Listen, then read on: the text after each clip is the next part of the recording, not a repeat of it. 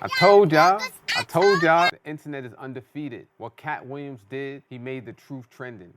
He made the truth and checking receipts trending because the next day, all of the comedians responded. Everybody responded. What does that mean? If you watched the interview, it was 3 hours. The interview was a commitment.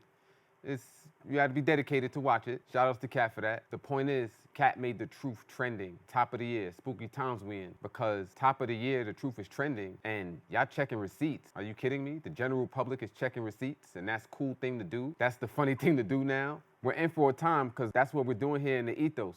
We're definitely checking receipts. What Katt did was set a chain reaction off. This is what we have to understand about how powerful social media is. People went and checked. Yeah, they checked. Look. Halloween, we couldn't afford no Halloween costumes. Hey, kids, please. Mama sent us down to the liquor store, put boxes on us. We didn't know what we were. I don't know what we are. I don't know. She didn't tell us. I think we UPS, I guess. I don't know. Every Halloween, I had the same outfit on. Every year. I just had a brown box. No, it wasn't nothing sad. I asked my father, could I have a new outfit? And he said, no, just wear the same one. It was just a brown box. And he just told me to tell everybody I was a UPS man. Steve Harvey, looking crazy, looking bad, my boy. Seti, terrible, terrible, papi. Despicable. Because now y'all ain't get caught red-handed, because y'all don't know that people will check. We in the internet age, we in a new world where the lies can be exposed. When you got your receipts, and Katt has his receipts, if it's true, the internet is gonna find out. We're in an information age. If you don't understand that the old way is not going to work, people will find out. It's always the artist, they say. To quote the late, great Nina Simone, an artist's duty, as far as I'm concerned, is to reflect the times. And Katt's showing you what time it is. It's time for the truth and integrity to stand up.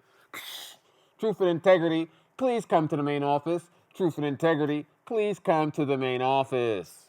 Yeah, stand up. Because what? Truth and integrity is trending. People are checking receipts is trending. Whoa, this is at the top of the year? Come on now. Katt, appreciate you. Because that's what I love, truth and integrity. Here at the Ethos, anything that we say or put out, you'll be able to find out the truth about it. You'll always get the evidence presented. That's the point. So you can make your own decisions about the information presented. Because they're not going to present the information the way that we're presenting it, in the manner that we're presenting it. Because it's against their interests. Why would they help us?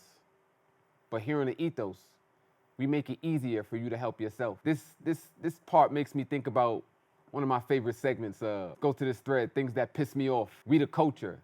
Let that sink in. What exactly is we the culture? I don't know what you guys are talking about. What culture are you referring to? How are you referring to it? Why are you referring to the culture? What do you mean by that? Drewski face. What do you mean by? What do you mean by that?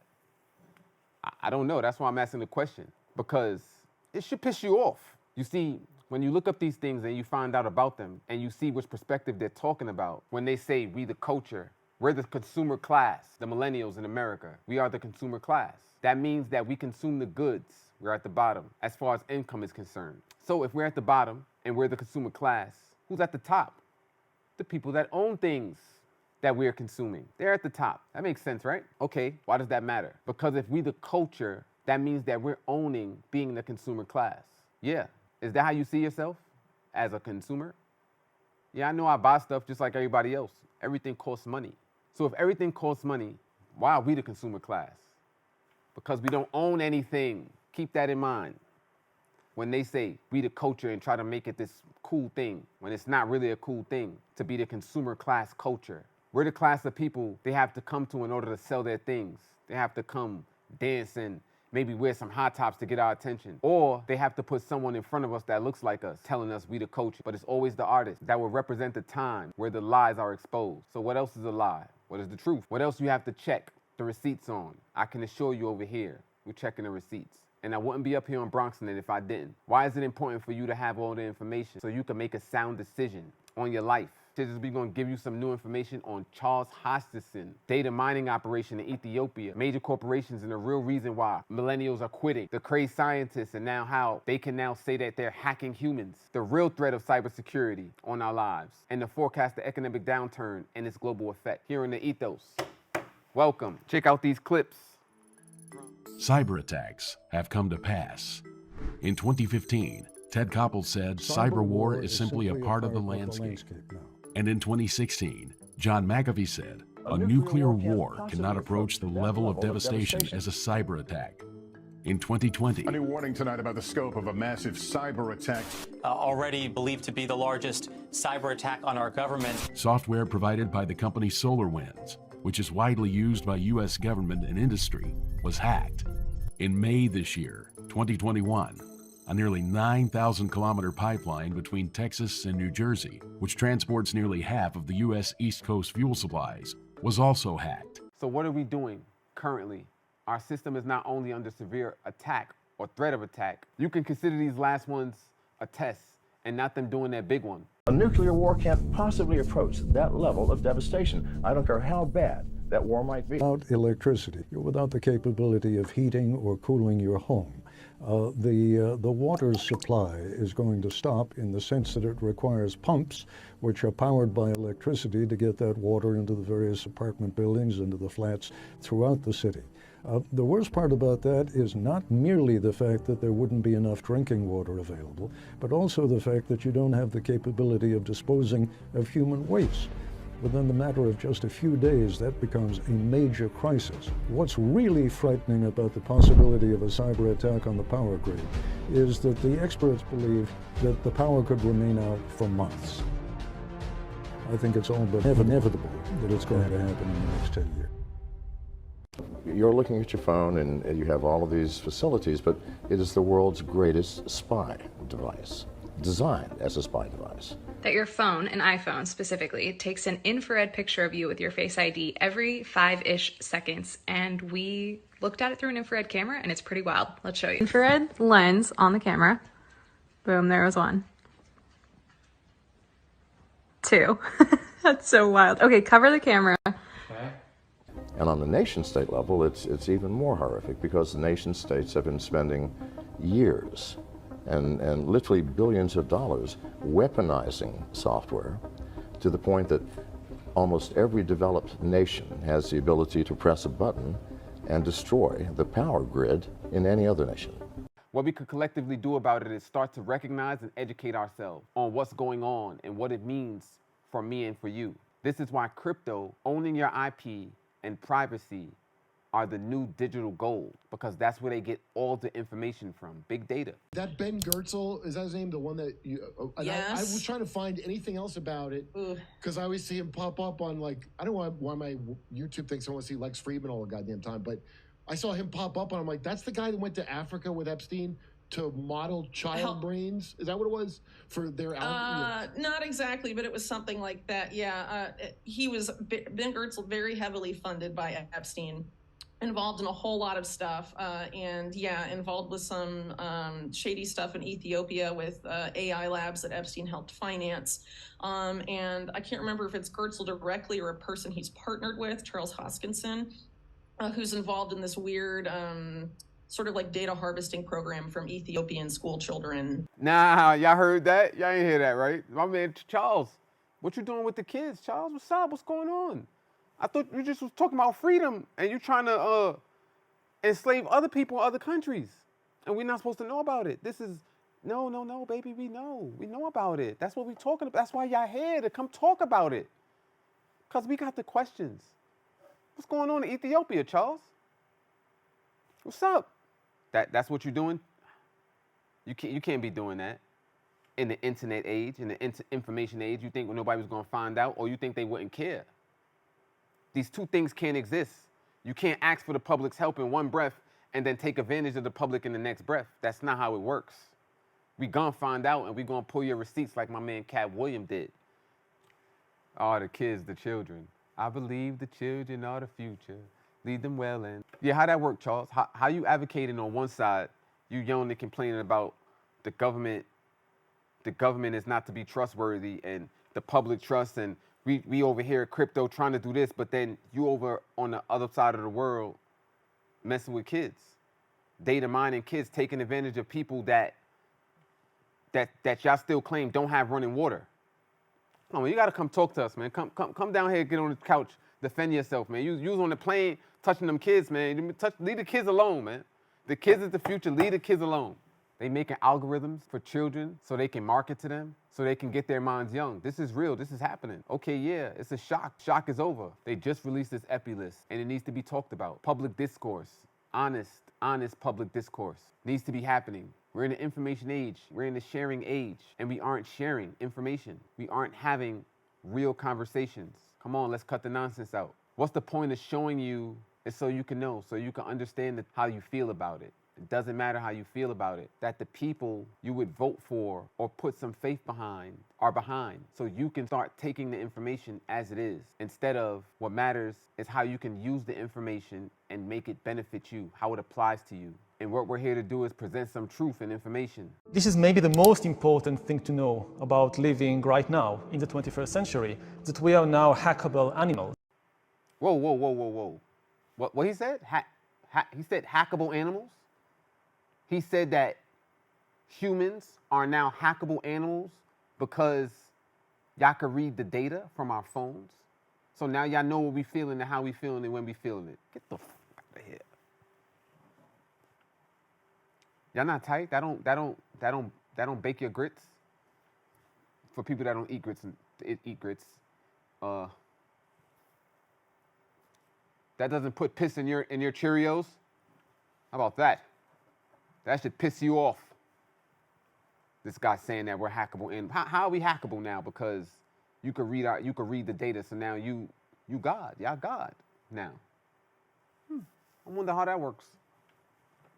We have the technology to decipher how humans, or what you think, what you want, to predict human choices, to manipulate human desires in ways which were never possible before. They have the technology now to be able to hack human desires, which is never possible before until AI.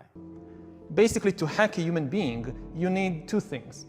You need a lot of data, especially biometric data. Not just about where you go and what you buy, but what is happening inside your body and inside your brain. And secondly, you need a lot of computing power to make sense of all that data. Where do you think they got AI from, guys? Where do you guys think they got the AI from? You all right? I learned it by watching you. They got it from you. They got it from your data. They got it from your phone.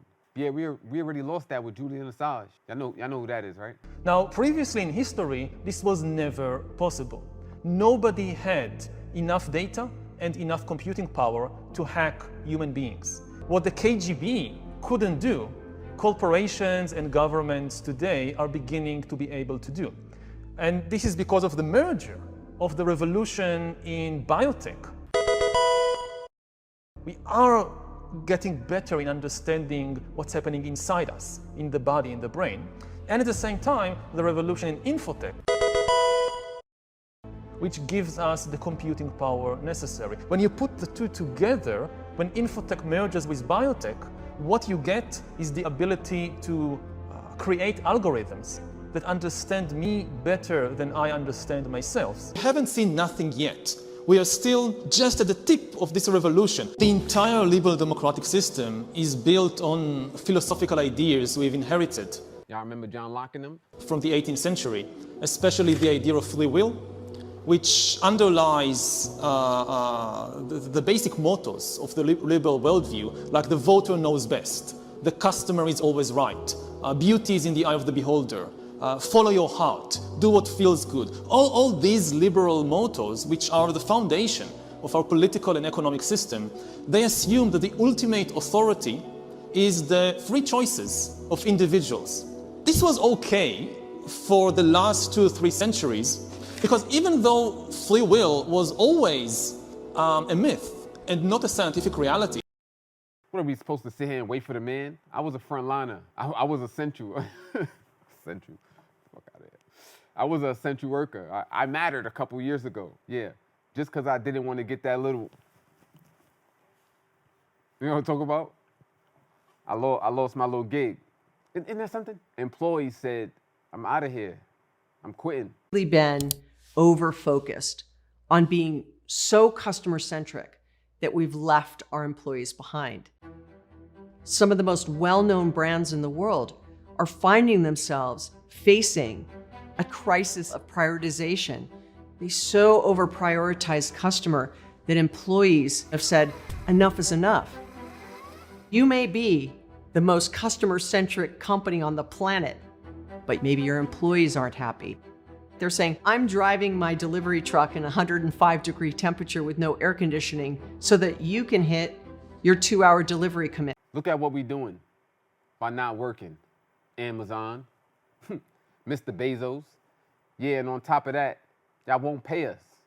How do things keep getting more expensive, but the pay don't get more expensive? The pay don't raise. How's that work? Any economists in the crowd to help us out with that math, to help us make that math?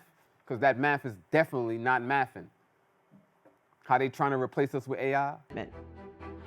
There is no shortage of reasons why employees are no longer as satisfied, willing, or committed to do what they do every single day. How supported are they to do their job? Are they trained and enabled in the skills that they will need not only today, but in the future? Is there trust between the employee and the company? All of these things make up the totality of the employee experience. And when you get dissatisfaction in any or all of those categories, lots of things start happening. People start quitting their jobs, and then you don't have enough people to work. Or you start to see that quiet quitting where it's just a paycheck. They continue working at their jobs and they give poor service, which then means your customers don't come back, which means the company doesn't grow. Make no mistake, there is a deep connection between what employees do and feel every single day and what the customers feel and do every single day. When you have an unhappy employee set, your customer really notices it. Because guess what? They called it the Great Resignation. They called it quiet quitting. They called it a bunch of stuff. We're not working, millennials. And guess what happens when we don't work? Hey guys, guess what happens when we don't work? That's how the economy moves. People working. Edelman Group actually tracked who was the most important stakeholder to long-term growth for companies, and it was customer for a decade. But 2021 was the first time we saw employee bounce to number one. To win at an employee experience, you should care. When I said we're at the bottom, the reason why the system is not working right now is because we power it. So if you don't work for the system fails. So inadvertently, guys, we are doing what we're supposed to do by not doing it, by not working. This is real money. JP Morgan said, only gold is money. Everything else is credit. That means that it's debt. That is an accurate statement. What is really happening and how it's likely to impact you. Because revenues are decreasing. Income tax, Fed remittances, we've talked about both of those.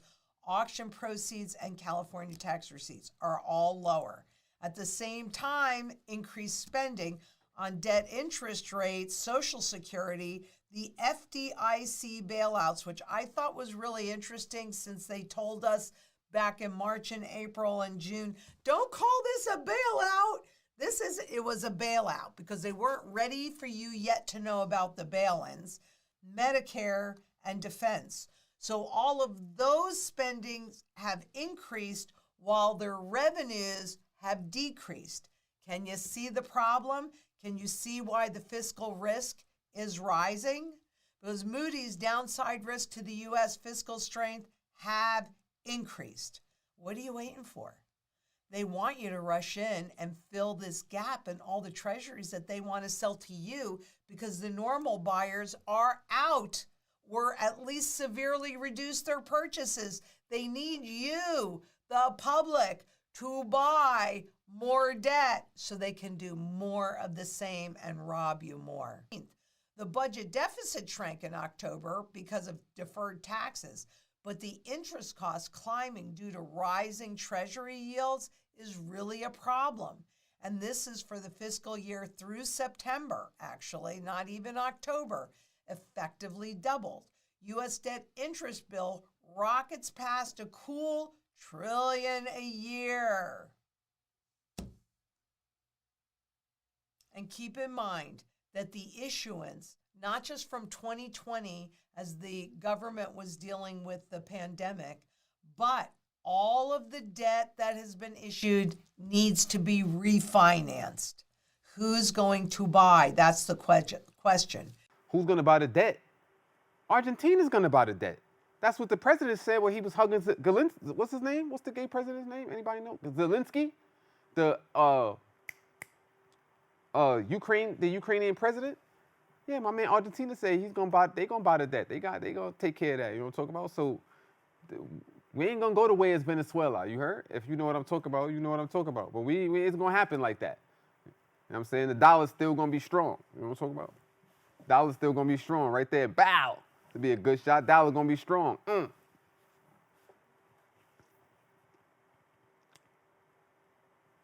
wanna go to the next one?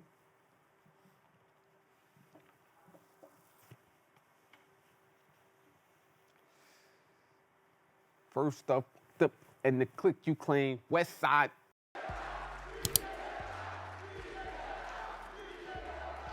First off, check my girl out. They're including deaf people in this message, but not smart people. Not people that know what's going on. But we got a deaf lady making sure that you understand that you don't understand. You figure deal me? Shout out to E40. Ooh.